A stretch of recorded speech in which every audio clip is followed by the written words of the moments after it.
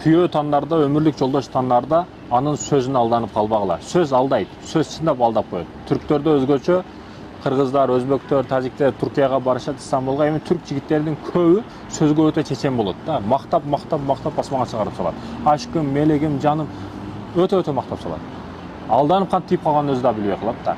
Айтайын дегеним, сөзгө эч качан алданып калба. Анын сонун кийиниши, космошун кийиниши, аренда калып келген туфлиси, же аренда калган машинасына алданып калба. Биринчи 3 нерсесиге маани берсең, кыз бала, сен алданбайсың, Кудайым буйрса жакшы болот өмүрлүк жолдошуң. Биринчиси иманыга. Иманы бар болсо, калган эч нерсеси болбосун, бардыгы сонун болот. Бирок бардык нерсеси болуп туруп иманы болбосо, калган бардык нерсеси бекер болот. Ошондон эң биринчиси иманы болсун. Иманыга турмушка чыгасың сен, анын тела түзүлүшүнө эмес, көрүнүшүгө эмес. Иманы сени ар бир учурда сактап калат, бекем кармап калат. Көчөгө чыгарып койбойт. Ошондуктан иманы биринчи кезекте болуш керек. Эже карындашым. Ал эми экинчиси билимиге. Кайсыл жерде окуду, бүгүн диплом сурайт го көрүнгөндөн. Бул керек нерсе. Билим болуш керек. Заманыбыз ушунчалык техникадагы тездешип кетти. Илим билимге бүгүн өтө муктажбыз. Илим, билим бул парз, кадимкидей парз.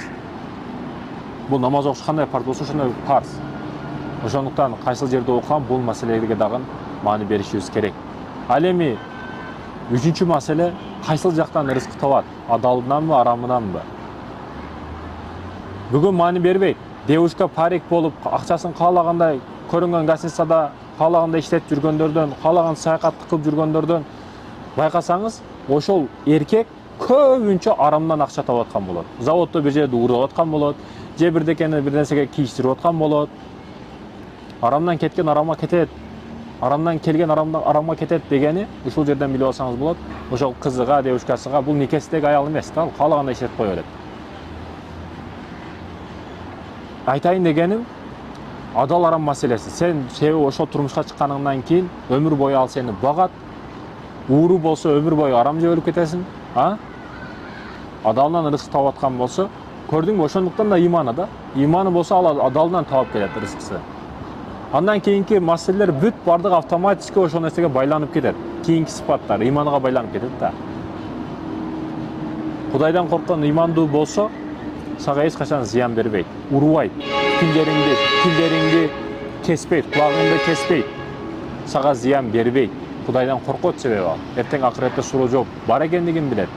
Сен аманат экениңди түшүнөт ал. Ошондуктан үч нерсеге маани берсең, кыздарым, алданбайсыңар, бактылуу болгула.